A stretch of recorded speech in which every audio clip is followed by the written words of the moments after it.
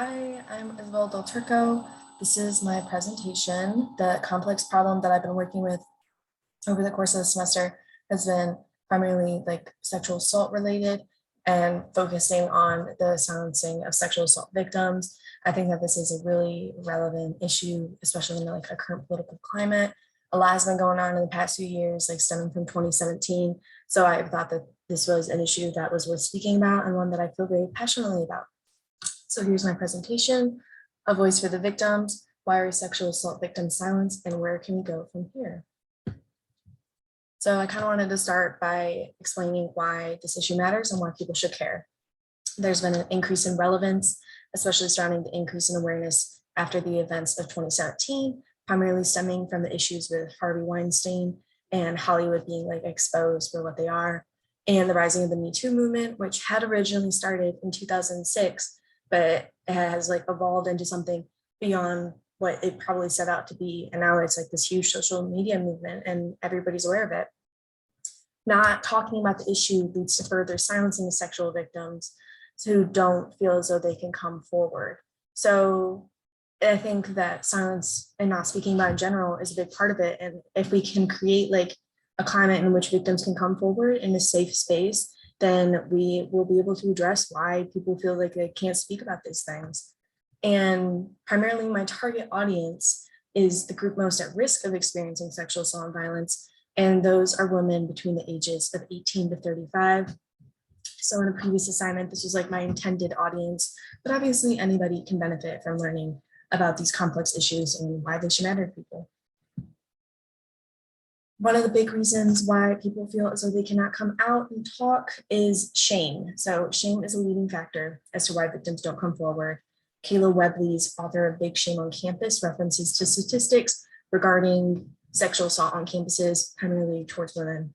Sadly, 1 in 5 women will be victims of sexual assault during their college years, and most women do drop their cases against their assaulters due to how long it takes to form a case and go through court. So the process itself is kind of at a disadvantage towards women, and the system needs to be worked through. Melinda Manning, assistant dean for students at the University of North Carolina, said that until schools, sorry, I'm like in the way of my own thing, until schools are willing to acknowledge the substantial problem that it is, they're not going to be willing to put in any resources and really look at their policies and procedures and make sure that the procedures are victim friendly and fair for all parties. So that's been an issue as well, especially on college campuses where victims are not really listened to. Risk of punishment is another reason why people do not come forward despite being a victim. And sadly, there are instances where the victim could be punished for actions of their assaulters, even though they have no control over the matter. Sexual assault, there cannot be any consent involved because it is assault, so it is not the victim's fault whatsoever. Tyler Sims tells the story of Brooke in his piece United Amnesty Policies, a hope for removing the fear of reporting sexual assault on college campuses. And Brooke, her story is that after reporting her rape to her school, BYU, which is a Christian school associated with the Church of Jesus Christ of Latter-day Saints, she was suspended due to violation of the school's honor code. At the time of the rape, she was under the influence of LSD. So the honor code consisted of signing away, I guess, your right to do drugs, I guess. But yeah, they were against the use of alcohol, drugs, and of course, sex outside of marriage. So the honor code itself had like explicitly in place rules that would punish any assault victim, especially those that were under influence at the time, which is, again, not the victim's fault. And lastly, the stereotyping and judgment of male victims can be a factor as to why people do not come forward either. There is a stigma towards being a male victim of assault. Either people do not believe you or they almost validate their trauma. Anna Bassaro's Stereotype Still Silencing Some Young Male Victims of Sexual Assault writes that positive attention to a male victim who has had sexual encounters with a teacher on social media or in conversation can minimize what the male victim actually experienced. And these reactions can cause the victim to believe that they should feel a sense of pride from the sexual encounter rather than what it was, which is assault. This is an issue primarily with male victims in which they should be like sought after and desire to be assaulted by an older woman or to have these encounters with an older woman, or like, for instance, a lot of what I was seeing was teachers and male students, and that can be like a fantasy for a lot of people. And so when it does happen in a cruel way, then it completely diminishes the experience overall.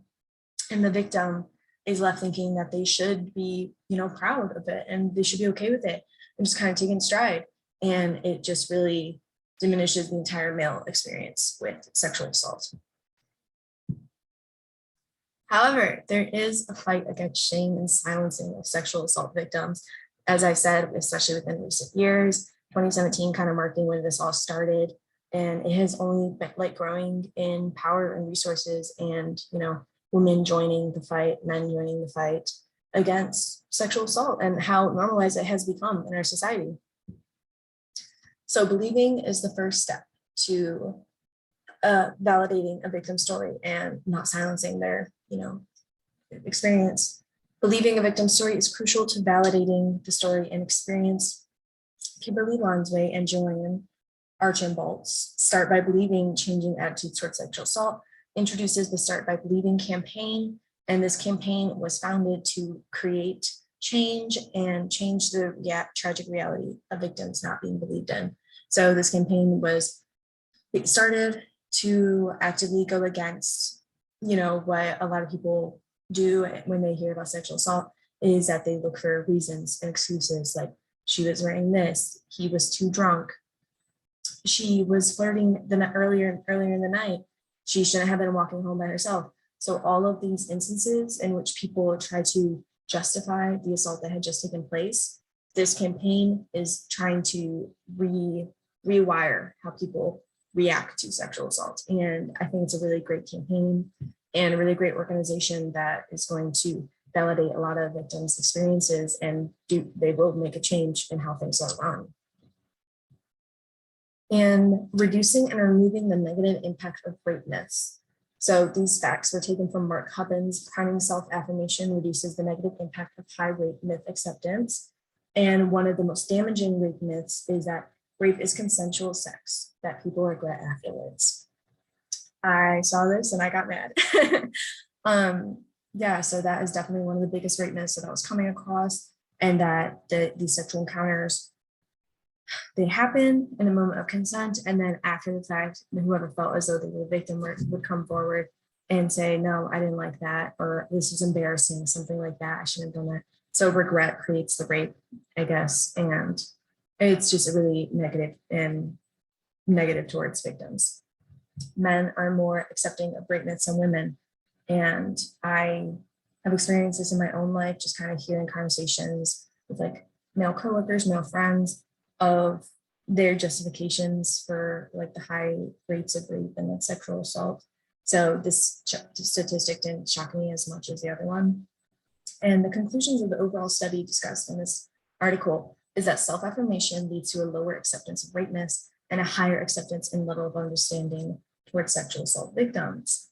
So I guess what that means is that if you are in a place where you are self-affirming and revalidating your own experience, especially as a victim, you will be less likely to believe in and engage with rape myths, and you would have a higher acceptance of what happened, understanding what happened, and then moving forward and taking action against a crime that took place.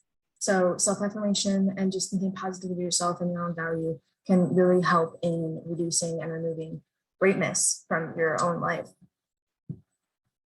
And then here are all of my works cited. And yeah, this was my presentation on the silencing of sexual assault victims. I think that this issue is especially prevalent in recent years.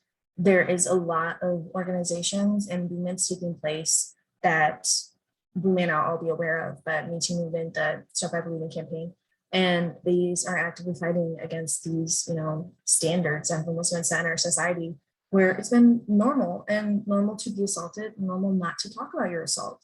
And there's the shame and stigma that comes along with it. But I believe that in the coming years, we're going to see like upheaval of what was previously expected and just like tolerated, and people are mad now. And I'm happy that people are getting angry about these issues. And I'm excited to be a part of a generation that wants to change these things. So I think that there is, light at the end of the tunnel in regard to the silencing of sexual assault victims. And that was my presentation. Thank you.